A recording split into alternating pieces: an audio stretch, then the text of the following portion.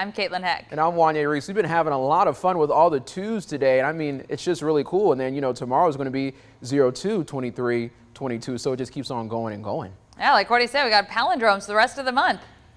I think that's super cool. I love that. I mean, I'm not huge into numbers. I would have never noticed it, I don't think, unless I saw it on social media. But basically what that means is, just in case you don't know, is the days are going to read the same from front to back as they will from back to front.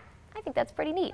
Yeah, I think that's pretty cool. All right, everybody. Well, as you're getting ready to head out the door this morning, the forecast, speaking of backwards, kind of did a 180. We're going to have a lot of sunshine today. We'll be drier and very, very warm. You can see now nice and quiet. We did have a few showers linger in through the overnight hours, but now we are said and done with the rain, and now we're trading it for the fog this morning. Just something to keep in mind as you're getting ready to head out the door, especially in parts of Lawrence County. It does look like near Dublin, just north of town, we have some dense fog forming, less than a quarter mile of visibility possible there. Taylor County, it looks like about half a mile of visibility where you see this pink color here. That's usually what that's indicating. But along 16 looks to be where most of our fog lies for the start of the day. Here in Macon, downtown at least, it looks pretty good. 55 in the city of Macon.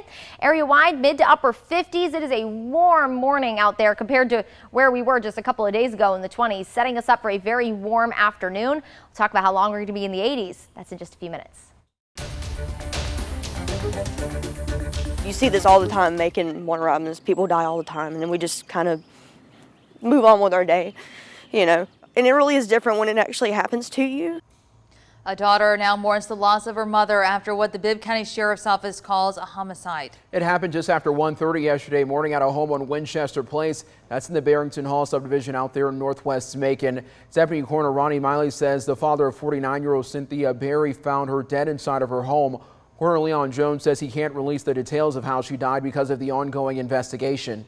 Now, according to neighbors, Berry lived alone and just moved in this year. Her daughter, Brianna, lives in Warner Robins, but stopped by to see what happened. She was just a really sweet woman, like a really, like the sweetest woman you'll ever meet, and she didn't deserve that. So I guess what I was going to say, because I know Mother's Day is about to come up, like despite whatever you got going on with your parents, you know, just try to just hold them close, because... She says her mom was going to turn 50 in May. She says her mom moved to Macon to start a new life away from a violent ex-boyfriend. I know, my heart just breaks for her and her family. And now we did ask the Bibb County Sheriff's Office about that, and they declined to comment, saying they're still investigating. Time's now 6:32. Now to three other headlines we're following for you this morning. Bibb deputies are trying to figure out who's responsible for a shooting that put a 24-year-old in the hospital. The Sheriff's Office says it happened at a home on Leon Drive North just before 4:30 yesterday afternoon. They say someone found a man in the front yard of the home shot. He went to a local hospital and he's currently listed in critical condition. Deputies are still looking into what led up to the shooting. If you have any information on this case or the Winchester Place homicide, you can call Macon Regional Crime Stoppers. That number at the bottom of your screen, it's 1-877-68-CRIME. That number again for you, it's 1-877-68-CRIME. Well, today an East Dublin widow and former Lawrence County investigator will meet to try to settle her wrongful death lawsuit. A federal judge ordered the mediation session related to the suit over David Hook's death. It's been over 7 years since deputies shot and killed Hooks inside his home during a drug raid. Hook's wife argues that the raid was illegal and never should have happened. Her lawyers argue that then investigator Chris Brewer based a search warrant on false information from a drug user and failed to verify the tip. This month, the judge ordered Hooks and Brewer's lawyers to meet with him to talk about the case and explore options for settlement. The mediation session is set to begin around 9 or 9:30 this morning. A Macon Water Authority board member remains in jail this morning on contempt of court charge. It's the latest in legal troubles for Desmond Brown, who joined the board last year. But the charge yesterday is tied to a case before he was on the board. It's not related to his work there. A 2019 ruling ordered Brown to pay a former business partner $40,000 plus interest. Court records show Brown has yet to make a payment or produce key documents. Yesterday, a judge ordered him to be held in contempt. All right, let's talk about some news happening across the state. A jury will reconvene this morning at a courthouse in Brunswick to continue deliberations. It's in the federal hate crimes trial over the 2020 killing of Ahmaud Arbery. A U.S. District Court judge dismissed the jury yesterday evening after about 3 hours of deliberations. Those followed closing arguments in the case. Father and son Gregory and Travis McMichael, along with William Roddy Bryan, are accused of violating Arbery's civil rights and targeting him because he was black.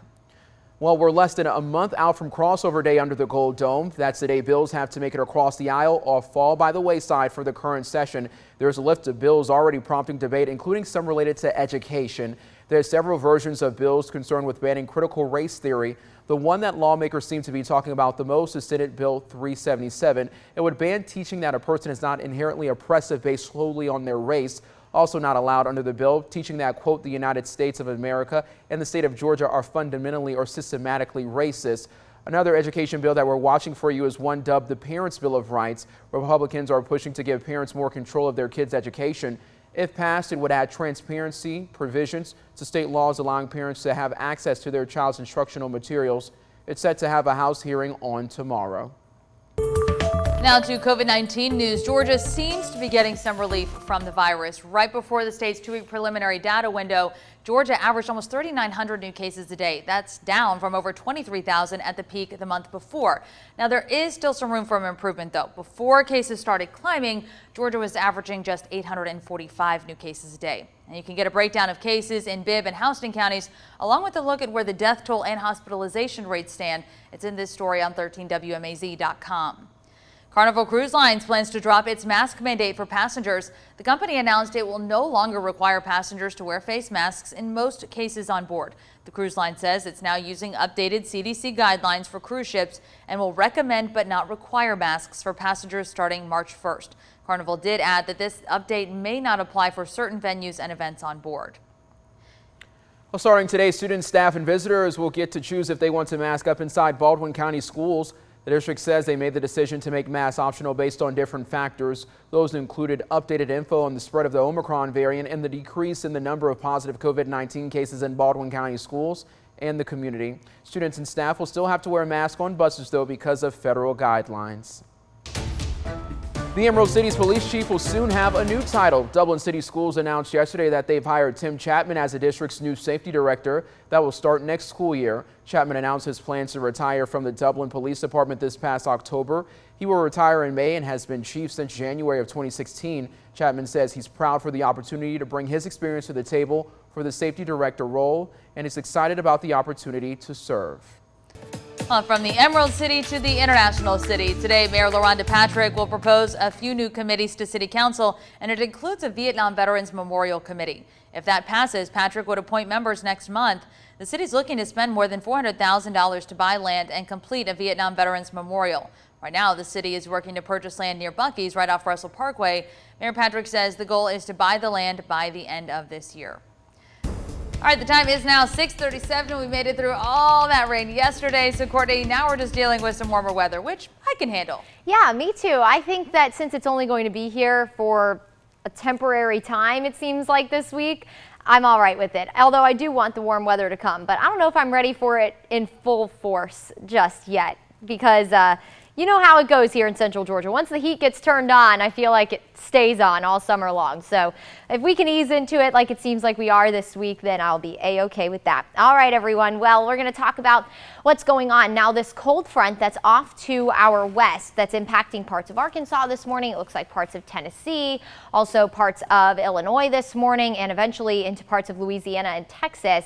That is going to knock on our door as we head into Friday, and that will change our forecast slightly. It's going to cool us down as we head into the weekend. Our temperatures are going to be quite the roller coaster this week, so everyone just buckle up, hold on tight. You know how it goes here in Central Georgia when the atmosphere is trying to figure out what season it's supposed to be. Technically, spring hasn't started yet, but I feel like once the days start to get longer, of course, that leads to those warmer days. Our sun angles also get more direct. That's a meteorology lesson within itself. But either way, all those things put together, the atmosphere is trying to figure out, wait a second, we're supposed to be getting warmer right now, but it's still winter. So that's kind of what the 7-day is going to show you, the atmosphere trying to figure it out.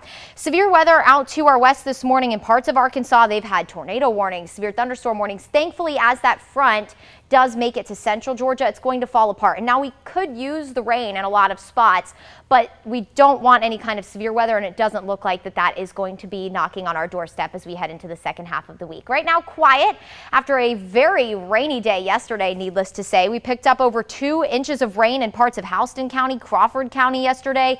It seemed like yesterday, if you were in Houston County once the rain started, it really didn't stop, and that's pretty evident by the rainfall totals. Now, some spots only picked up about 1/10 of an inch of rain, so it kind of just depends where you live, who got most of the rain, but either way, any rain is beneficial rain for us right now. It does look like, at least at the Macon airport, we are lacking in the rainfall department, but I don't think that's representative of everyone. Some of us have really picked up a nice amount of rain over the past week between last week's cold front and yesterday's just batch of rain that rolled on in. Now a very different picture to start the morning, a glowing sunrise coming up over this low cloud deck here in the city of Dublin. A beautiful start to the day, and this is really going to continue through the afternoon. We'll continue to see a decrease in cloud cover, 54 right now in the city of Dublin. Area-wide, we're generally in the mid to upper 50s. 55 in Macon and in Warner Robins, 58 in Gordon, 55 in Montezuma, 57 in Forsyth, 55 in Butler, and down in Rochelle this morning.